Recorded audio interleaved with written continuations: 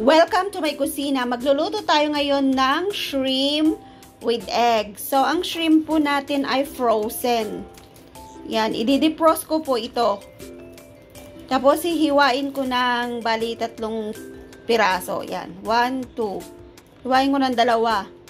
So, pagkatapos po nating, ano tawag nun, ma-defrost at mahiwa, i-marinate natin siya ng paminta, asin. And then, iluluto na natin. Babatiin natin yung itlog. So, let's go! So, yan po yung i-defrost natin.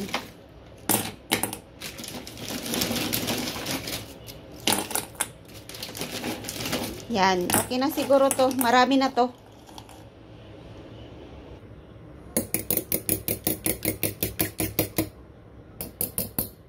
Kulang yung itlog natin. So, maglalagay pa tayo ng isa.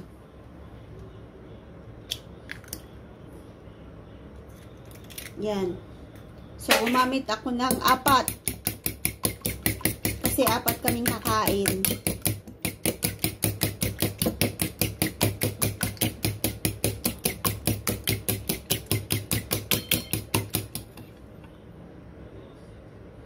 So, ito na rin po yung ating hipon. Na-defrost na natin yan. Yan. Lalagay tayo ng paminta. Pang-marinade natin. And konting asin. Kundi lang kasi mayroon ng may taste na yung pangalan nun, yung hipon. So, maglalagay din ako ng mantika. Ganyan po ako mag-marinade dito. Mantika. So, lalagyan ko rin siya ng konting cornstarch.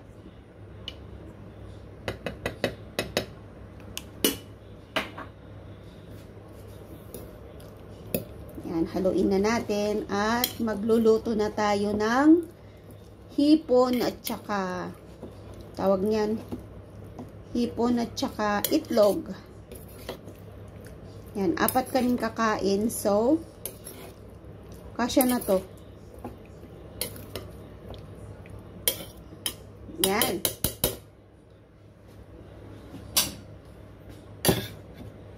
Batiin pa natin yung ating itlog.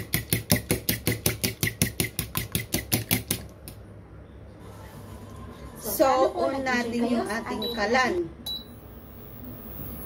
At ipainit natin yung ating kalan. Kasi magpiprito tayo ng hipon. Ipiprito muna natin to.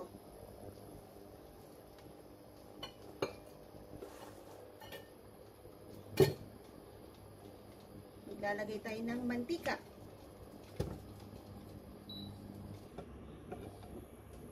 Hintayin nating uminit yung kawali kasi pag hindi mainit yung kawali, hindi naman siya didikit pero hindi siya magkukulay orange.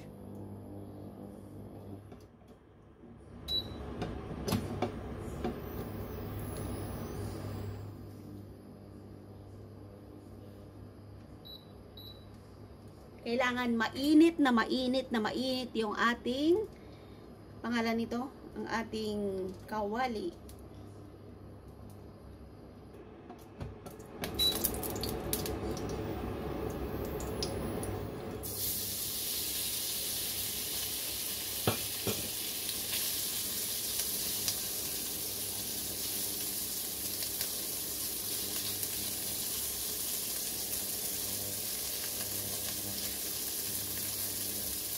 Hindi ko siya hinahalo kaagad para maprito yung kabila. At kahit halo-haluin mo na, nagkulay orange na yung kabila niya. So, yun po yung tendency nung hindi mo paghalo. Ang bango, grabe ang bango ng hipon.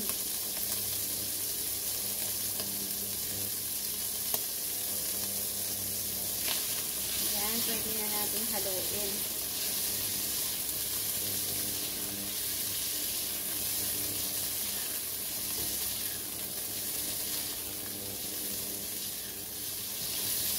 Yan, nakikita nyo, nagkulay orange na siya.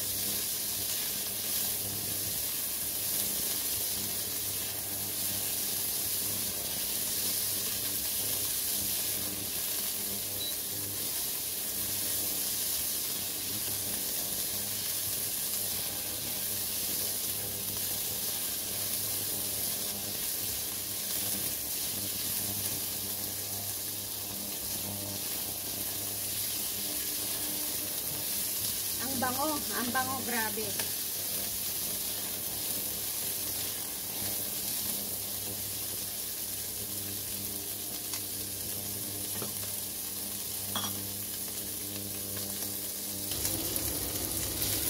Yan.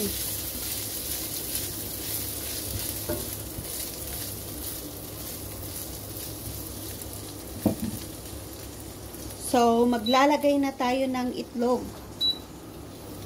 Ready na yung ating hipon.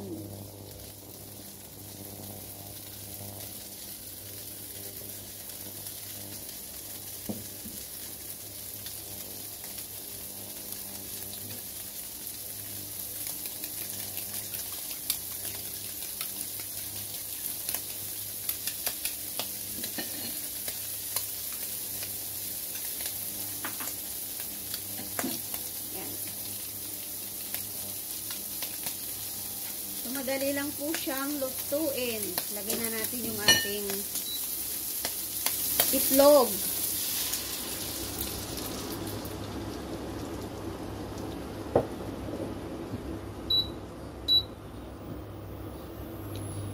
So, hayaan muna natin para yung pinakailalim niya maluto. Tsaka natin haluin. Haluin ng haluin. So, ganyan po ako magluto dito. Sana po nag-i-enjoy kayo sa ibinabahagi kong pagluluto dito sa Hong Kong. Kung gusto nyo pong mag-abroad, manood po kayo sa aking YouTube at saka sa Facebook kasi nandyan yung mga teknik ko paano lutuin yung mga pagkain dito. Siyempre ito, scramble egg. Haluin natin. Yan. Ayaw kasi nila yung torta. Yung buo.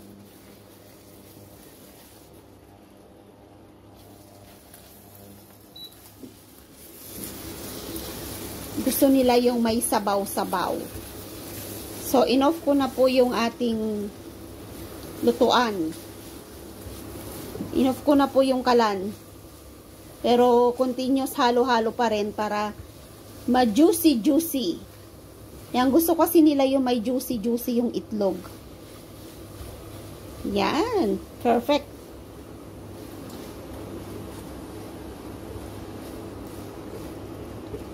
Haluin lang natin kasi baka may hindi naluto. Pero gusto talaga nila yung juicy yung kanyang itlog. So, ngayon ay magsasandok na tayo.